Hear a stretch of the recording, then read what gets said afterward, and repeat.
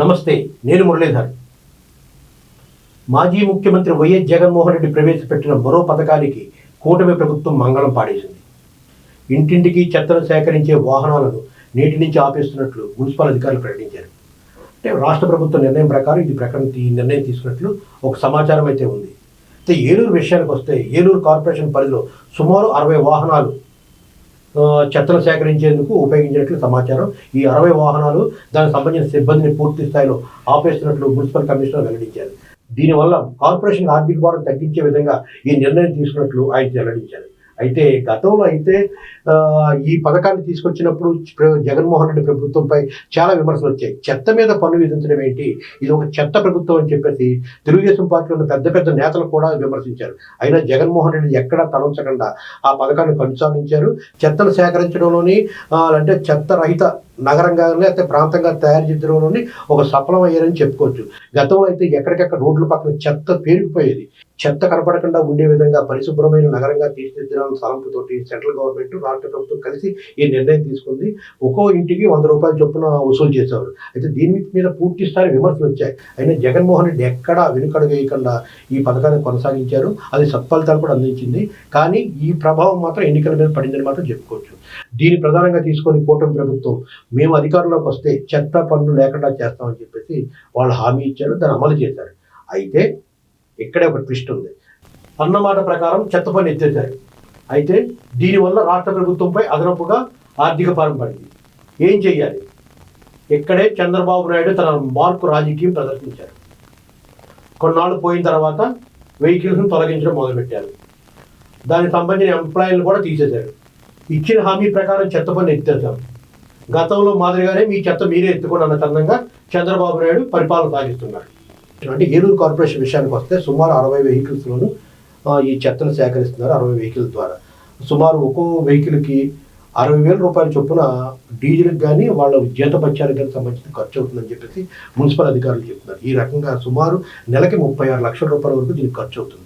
ఇది మోయలేని భారంగా ఉందని చెప్పేసి మున్సిపల్ అధికారులు ఉండడంతో దీన్ని మొత్తం రాష్ట్ర వ్యాప్తంగా ఎక్కడికక్కడ ఉన్న వాహనాలని, ఏజెన్సీలను పూర్తి స్థాయిలో ఆపేశారు. అయితే మరి దీని ప్రత్యామ్నాయంగా ఏర్పాటు చేస్తామని చెప్తున్నారు. అయితే గతంలో చెత్తరహితంగా ఉన్న ప్రాంతాలు ఏ రకంగా అయితే ఉన్నాయో మరి రాబో రోజుల్లో ఆ రకంగా మెయింటైన్ చేయగలరా, దాన్ని కొనసాగించగలరా అని మాత్రం ప్రశ్నార్థకరమే. ఇప్పటికే మున్సిపల్ ఎంప్లాయీస్ సంబంధించిన నేతలు ఆగ్రహం వ్యక్తం చేస్తున్నారు. 60 మందికి 60 వాహనాలు ఇప్పటికే క్లోజ్ చేయడం వల్ల వాళ్ళకి సంబంధించిన ఉద్యోగం రోడ్డు పాలు అయిపోయారు. వాళ్ళ జీవనోపాధి ఏ రకంగా చేస్తారని చెప్పేసి మున్సిపల్ అధికారుల మీద, అదేవిధంగాను కార్పొరేషన్ మీద తీవ్రస్థాయిలో ఆగ్రహం వ్యక్తం చేస్తున్నారు. అయితే రాబో రోజుల్లో ఈ సమస్యల పరిష్కారం అవుతుందో వేచి చూడాల్సిందే. ఏలూరు నగరపాలక సంస్థలో గత 3.5 సంవత్సరాలుగా చెత్త సేకరణకు సంబంధించిన స్వచ్ఛాంధ్ర ప్రదేశ్ సౌజన్యంతో క్లీన్ ఆంధ్రప్రదేశ్ క్లాప్ ఆటోలు నిర్వహిస్తూ ఉన్నారు. మరి యొక్క క్లీన్ ఆంధ్రప్రదేశ్ క్లాప్ ఆటోల వల్ల నగరంలో ఇంటింటికి చెత్త సేకరణ జరుగుతూ ఉంది. పట్టణ ప్రజల ఆరోగ్యాన్ని అలాగే పరిశుభ్రతని ఈ క్లాప్ ఆటోలు నిర్వహిస్తూ ఉన్నాయి.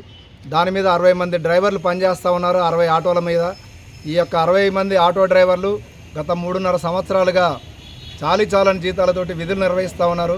మరి ఈ రోజున అలాంటి చాలని జీతాలతో పనిచేసే డ్రైవర్లను కూడా కనీసం ఎలాంటి సమాచారం ఇవ్వకుండా, ఎలాంటి నోటీసులు ఇవ్వకుండా ఫిబ్రవరి 1వ తేదీన అకస్మాత్తుగా ఆఫ్ చేశారు. ఇదేంటంటే రాష్ట్ర ప్రభుత్వ నిర్ణయం అని చెప్పేసి అధికారులు, ప్రజాప్రతినిధులు చెప్తా ఉన్నారు. ఇది చాలా అన్యాయం, దుర్మార్గం. మరి ఎప్పుడైనా సరే ఏ ఉద్యోగులైనా సరే తొలగించాలంటే కనీసం ముందస్తు నోటీస్ ఇచ్చి సమాచారం ఇచ్చి తొలగించాలి. కానీ ఎలాంటి సమాచారం కానీ ముందస్తు నోటీసులు కానీ ఇవ్వకుండా ఈరోజు 60 మందిని అర్ధరాత్రి ఈ యొక్క విధుల నుంచి తొలగించడం అనేది చాలా అన్యాయం, దుర్మార్గం.